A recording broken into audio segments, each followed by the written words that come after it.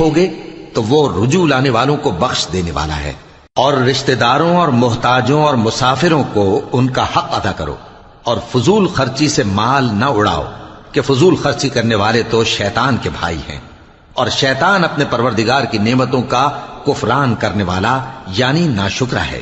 اور اگر تم اپنے پروردگار کی رحمت یعنی فراخ دستی کے انتظار میں جس کی تمہیں امید ہو ان مستحقین کی طرف توجہ نہ کر سکو تو ان سے نرمی سے بات کہہ دیا کرو، اور اپنے ہاتھ کو نہ تو گردن سے بندھا ہوا یعنی بہت تنگ کر لو کہ کسی کو کچھ دو ہی نہیں، اور نہ بالکل کھول ہی دو کہ سبھی کچھ دے ڈالو، اور انجام یہ ہو کہ ملامت زدہ اور حسرت زدہ ہو کر بیٹھ جاؤ۔ بے شک تمہارا پروردگار جس کی روزی چاہتا ہے فراخ کر دیتا ہے، اور جس کی روزی چاہتا ہے تنگ کر دیتا ہے۔ وہ اپنے بندوں سے خبردار ہے اور ان کو دیکھ رہا ہے۔ اور اپنی اولاد کو مفلسی کے خوف سے قتل نہ کرنا، کیونکہ ان کو اور تم کو ہم ہی رزق دیتے ہیں۔ کچھ شک نہیں کہ ان کا مار ڈالنا بڑا سخت گناہ ہے۔ اور زنا کے پاس بھی نہ جانا کہ وہ بے حیائی ہے اور بری راہ ہے۔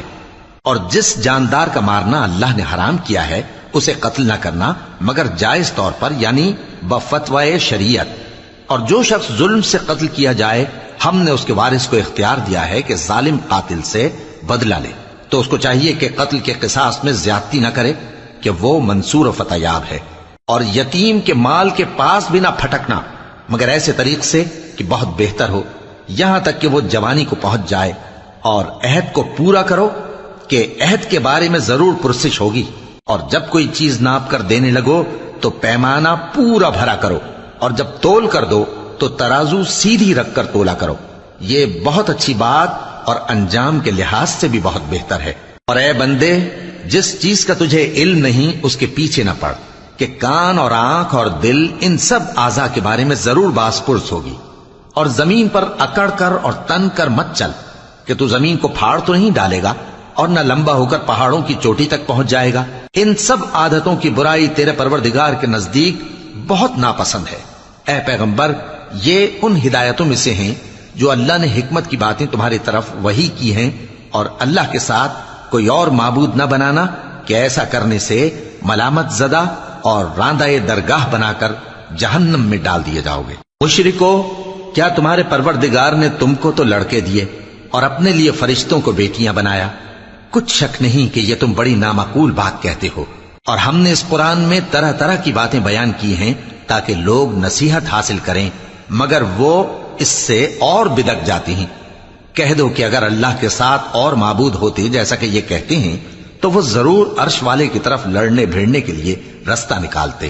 وہ پاک ہے، اور جو کچھ یہ بکواس کرتے ہیں اس سے اس کا رتبہ بہت عالی ہے۔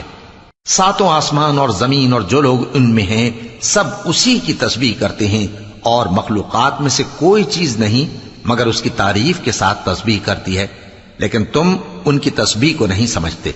بے شک وہ بردبار ہے، غفار ہے۔ اور اے نبی، جب تم قرآن پڑھا کرتے ہو تو ہم تم میں اور ان لوگوں میں جو آخرت پر ایمان نہیں رکھتے چھپا ہوا پردہ یعنی حجاب ڈال دیتے ہیں، اور ان کے دلوں پر بھی پردے ڈال دیتے ہیں کہ اسے سمجھ نہ سکیں، اور ان کے کانوں میں ثقل پیدا کر دیتے ہیں۔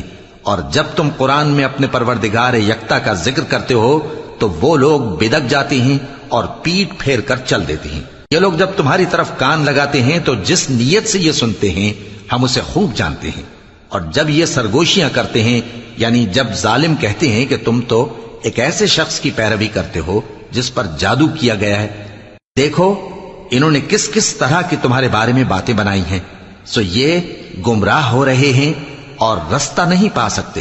اور کہتے ہیں کہ جب ہم مر کر بوسیدہ ہڈیاں اور چور چور ہو جائیں گے تو کیا اثر نو پیدا ہو کر اٹھیں گے؟ کہہ دو کہ خواہ تم پتھر ہو جاؤ یا لوہا یا کوئی اور چیز جو تمہارے نزدیک پتھر اور لوہے سے بھی زیادہ سخت ہو، جھٹ کہیں گے کہ بھلا ہمیں دوبارہ کون جلائے گا؟ کہہ دو کہ وہی جس نے تم کو پہلی بار پیدا کیا تو تعجب سے تمہارے آگے سر ہلائیں گے اور پوچھیں گے کہ ایسا کب ہوگا؟ کہہ دو امید ہے کہ جلد ہوگا۔ جس دن وہ تمہیں پکارے گا تو تم اس کی تعریف کے ساتھ جواب دو گے اور خیال کرو گے کہ تم دنیا میں بہت کم مدت رہے۔ اور میرے بندوں سے کہہ دو کہ لوگوں سے ایسی باتیں کہا کریں جو بہت پسندیدہ ہوں، کیونکہ شیطان بری باتوں سے ان میں فساد ڈلوا دیتا ہے۔